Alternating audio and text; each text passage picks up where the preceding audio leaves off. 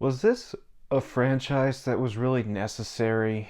I mean, come on. Okay, so I've reviewed all the Halloween movies. I have ranked all the Halloween movies. I was thinking of having at least one more ranking regarding the Halloween franchise somewhere down the road, but I really need to get these next couple rankings out of the way before Halloween because I have a big ranking coming out on Halloween.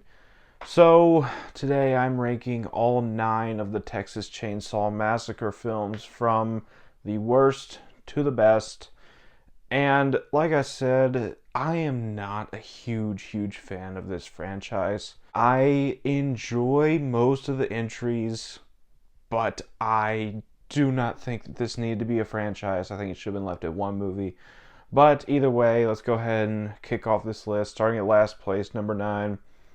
This one's easy. Is Texas Chainsaw Massacre: The Next Generation. I absolutely despise this movie. If it weren't for Matthew McConaughey understanding the assignment and going full insane in his role in this film,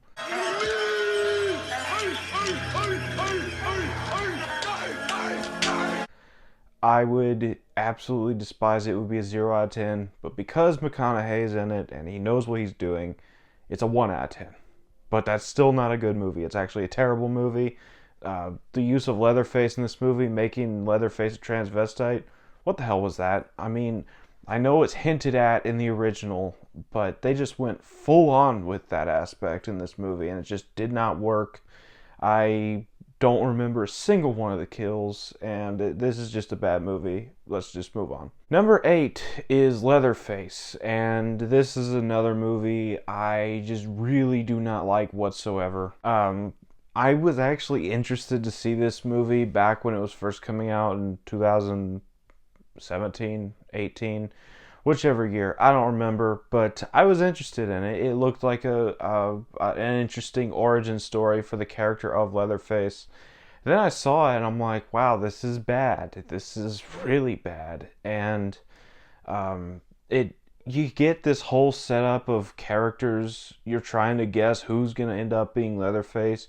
You have this one character who's actually the perfect candidate to become Leatherface, but for the sake of subversion, they kill him off, and the character everybody least expected was Leatherface by the end, and that was a terrible reveal.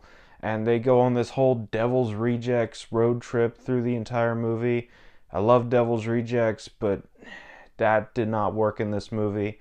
I don't like this movie. It had some interesting kills, and up until Leatherface was revealed, I actually liked who I thought was going to be Leatherface, but then again, killed him off for the sake of subversion. So, yeah, I don't like this movie. So, moving on.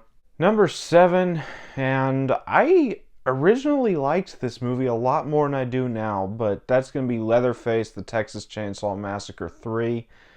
I could not tell you a single plot beat from this movie. I mean, even Leatherface and Next Generation had memorable plot beats. I remember nothing about this movie, and I watched it a week ago. I don't remember a single thing that happened in this movie. I remember Ken Foray being in it and Viggo Mortensen being in it.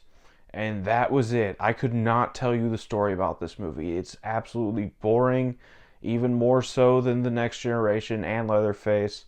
I'm not a fan of this movie. It's probably got some cool kills in it. Like I said, I don't remember this movie whatsoever, so it's down here at number 7.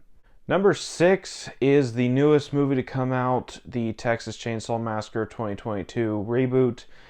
And I've already reviewed this movie on my channel, and rewatching it for this ranking, I have not changed my opinion. In fact, I think I like it a little less now than I did when I first watched the movie. It's just a very poor attempt at continuing off of the original. You bring back Sally Hardesty, who was never the Laurie Strode of this franchise. And even with Halloween, Laurie Strode was never Michael's main enemy. Was Dr. Loomis, but then Donald Pleasence died, so they made it Laurie Strode. But either way, Sally Hardesty had no reason to be in this movie. I didn't like a single character in this movie. I could not have cared less about anybody's deaths Leatherface was cool. I really like this version of Leatherface, but that's about all this movie has going for it. And also the bus slaughter, really cool scene there. But yeah, I don't like this movie at all. On to number 5, and I might get some heat, but I actually do enjoy this movie, and it's Texas Chainsaw 3D. I know this is a very low film on everybody's list, but I do get some fun out of this movie. Mainly from roasting it, but it's still a little fun. It's not absolutely horrible. I don't really care for the Leatherface in this movie. I don't like Alexandra Daddario, but you get some really cool kills in this movie, and you gotta give this movie credit. It did kind of start the legacy sequel craze, which really picked up with Halloween. But this movie did it first. I really liked seeing Bill Moseley as Drayton Sawyer and Gunnar Hansen as Boss Sawyer at the very beginning. But either this movie's set in the 90s or Alexandra Daddario is the youngest 40-year-old I have ever seen. Because, yeah, she does not look like somebody who would live in modern day and be 40 years old. But that's beside my point. I have some fun. The dialogue is very cringy, but I have fun making fun of it.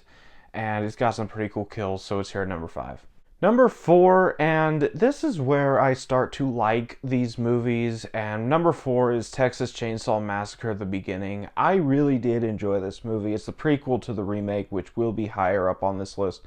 But I really enjoy this movie. It's got my favorite version of Leatherface, who also played Leatherface in the remake. I thought he was really good. I love R. Lee Ermey. And I know this movie was made to bring back R. Lee Ermey as the sheriff because he died in the remake.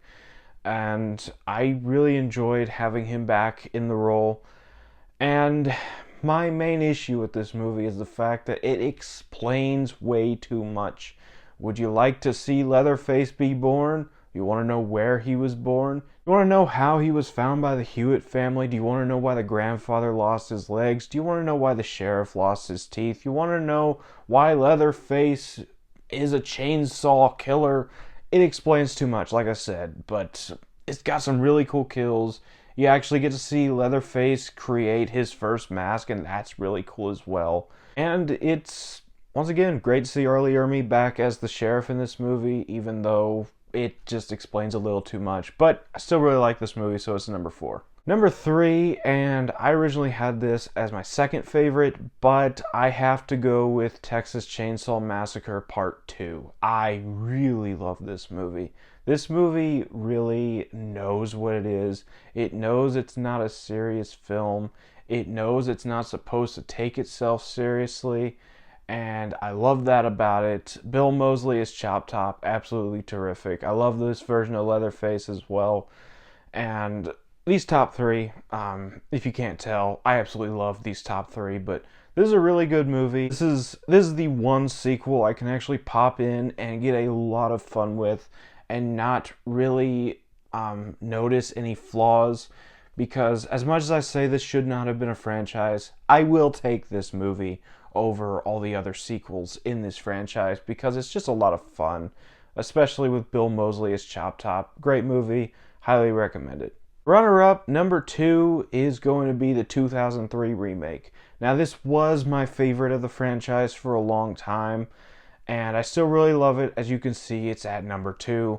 I just really love this movie. It's dark, it's gritty, it's nasty, it's mean. And obviously, I love R. Lee Ermey as the sheriff, and I love this version of Leatherface. It's probably my favorite version of Leatherface. And it's got the best kills in the franchise. And it's got probably the second best atmosphere in the franchise. I'll get to the best atmosphere at number 1.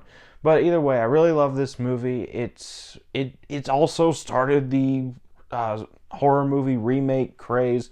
This franchise really started a lot of crazes, didn't it? But either way, I really love this movie. Great kills, great atmosphere, and it's probably the best horror remake we've gotten even to this day. But number 1, without a doubt, for me, is the original Texas Chainsaw Massacre from 1974. And I absolutely love this movie. This is a horror classic. I love every little bit of it. I own two copies of it. I own the regular Blu-ray and I own the Steelbook, which I showed you in my September haul video. But I really love this movie. It's gritty, it's dark, it's nasty, it's dirty. Kind of like the remake, but this one feels a little more realistic because this one it feels like it's shot in a documentary form to where you almost feel like this stuff actually happened to these actors. I know this was lightly based on Ed Gein's crimes, but that's not my point. I just really love this movie. It's a horror classic. It should always be number one in this franchise. It will always be number one in this franchise. I love it to death, so it is at number one. So that was my ranking for the Texas Chainsaw Massacre franchise. I'm done with this franchise. Well, I do have to talk about them later on Halloween. But either way, what's your ranking for the Texas Chainsaw Massacre franchise? I'd love to hear from you as always if you enjoyed this video. Don't forget to like, comment, subscribe, and I'll see you all next time.